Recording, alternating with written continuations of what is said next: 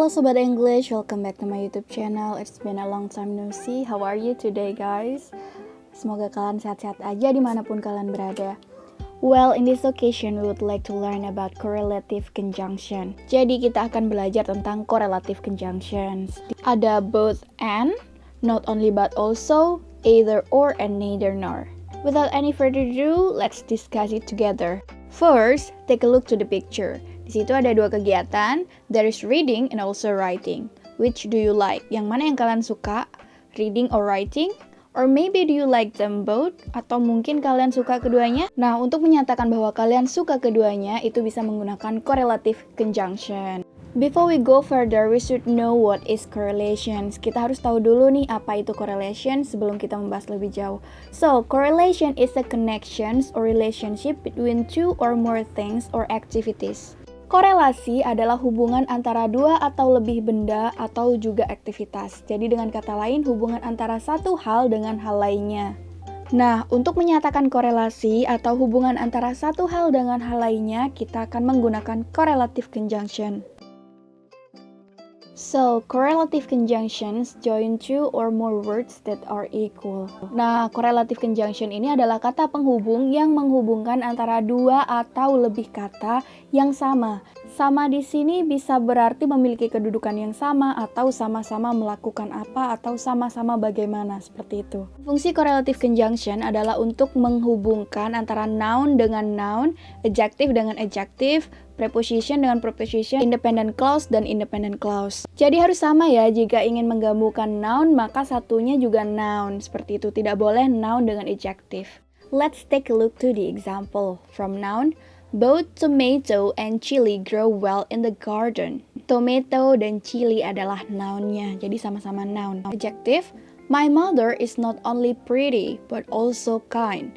Pretty and kind adalah adjective. Prepositions, we will have vacations either in Jakarta or in Bandung. In Jakarta and in Bandung adalah preposition. In-nya adalah preposition.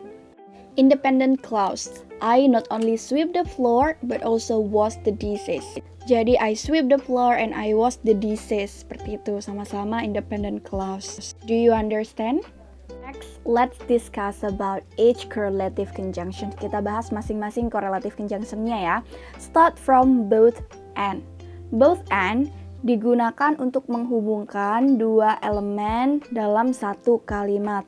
Jadi menghubungkan dua hal yang tadi ya, baik itu noun, adjective, preposition, atau independent clause. Jadi rumusnya begini ya, subject, verb, both, titik-titik, and titik-titik. Jadi titik-titik ini bisa diisi 4 elemen tadi yang sudah saya sebutkan.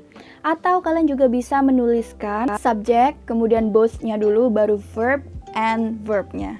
Rumus yang kedua ini biasanya digunakan untuk menggabungkan independent clause. Contohnya seperti ini.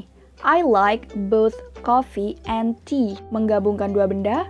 Next, we both love and respect our parents. Ini menggabungkan independent clause. Ali is both smart and handsome. Ini menggabungkan adjective. Understands?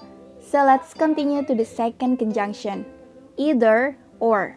Either or digunakan untuk mengekspresikan sebuah alternatif atau pilihan antara dua atau lebih hal. Dan biasanya kalimatnya itu adalah positif. Dan bisa juga digunakan untuk menyatakan dua kemungkinan. Dan ini dia rumusnya. Wah, banyak sekali ya, tapi kalian bisa menggunakan yang mana saja. Tergantung kalimat yang ingin kalian buat atau kalimat yang ingin kalian terjemahkan. Seperti itu ya. Rumus yang pertama, either or-nya bisa ada di depan. Ini berlaku sebagai subjek. Baru kemudian kalian lanjutkan dengan verb dan kata keterangannya. Untuk rumus yang kedua, either dan or-nya kalian bisa jadikan objek karena diletakkan setelah verb. Untuk rumus yang ketiga, ini biasanya digunakan untuk menghubungkan independent clause. Jadi antara satu kalimat dengan kalimat lainnya. Jadi rumusnya itu subject, either verb, or verb. Seperti itu. Nah, coba kita lihat contohnya. Sebagai subjek, either or-nya ada di depan. Either Anna or Budi should meet the teacher this afternoon. Ini menghubungkan noun ya, Anna and Budi itu adalah makhluk hidup atau juga dikategorikan benda. Contoh yang kedua, you can use either pen or pencil. Jadi ada di belakang sebagai objek. kamu bisa menggunakan baik itu bolpen atau pensil. Nah, yang ketiga ini menghubungkan antara independent clause dan independent clause. Jadi ada you either win or lose in this game. Next, neither nor. Jadi neither nor ini sama dengan either or, tapi dia ini digunakan untuk negative sentence. Artinya itu adalah tidak A dan juga tidak B gitu contohnya ya. Tapi jika biasanya kalian dalam membuat kalimat negatif itu harus ditambahkan not, di sini tidak usah. Karena arti dari neither nor itu sendiri sudah not A atau not B seperti itu. Tidak A dan juga tidak B. Untuk rumusnya sama seperti either or. Jadi neither nor bisa ada di depan sebagai subjek, atau neither nor bisa ada di belakang sebagai objek, atau bisa juga menghubungkan antara independent clause dan independent clause yang letaknya itu setelah subjek. Jadi subjek neither verb nor verb seperti itu. Contohnya seperti ini. Neither Ani nor Ika went to school yesterday. Nggak Ani, nggak Ika pergi ke sekolah kemarin. Artinya mereka sama-sama nggak masuk gitu. Jadi nggak usah ditambahkan not karena artinya sudah negatif ya. I get neither shoes or bag.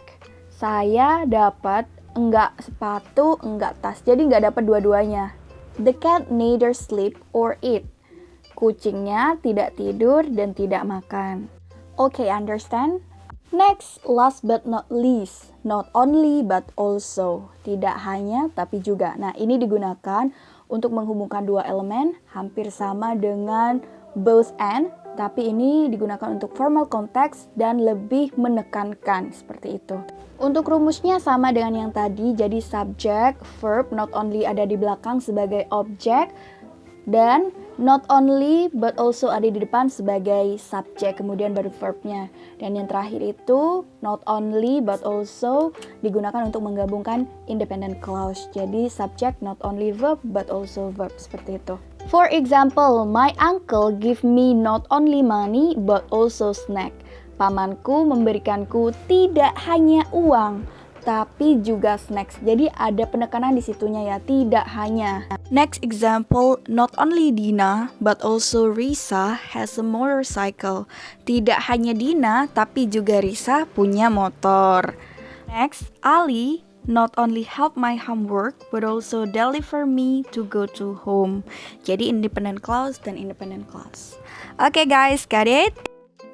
So here is the summary, you can pay attention to this. Kalian bisa perhatikan lagi apa sih perbedaannya jika both and itu menandakan antara A dan B seperti itu. Either or berarti pilihan A atau B. Kemudian yang neither nor itu enggak A dan enggak B. Dan not only but also itu tidak hanya tapi juga, dan di situ terdapat penekanan. Understand? So, untuk melatih pemahaman kalian, coba kalian isi latihan ini di kolom komentar ya. So, do you have any question? If yes, please do not hesitate to ask me. Silahkan tulis di kolom komentar jika ada pertanyaan ya. Thank you for watching my YouTube channel. Semoga ilmunya bermanfaat. Jangan lupa latihan setiap hari. Dan jangan lupa juga untuk like, comment, share, and subscribe my YouTube channel. And see you!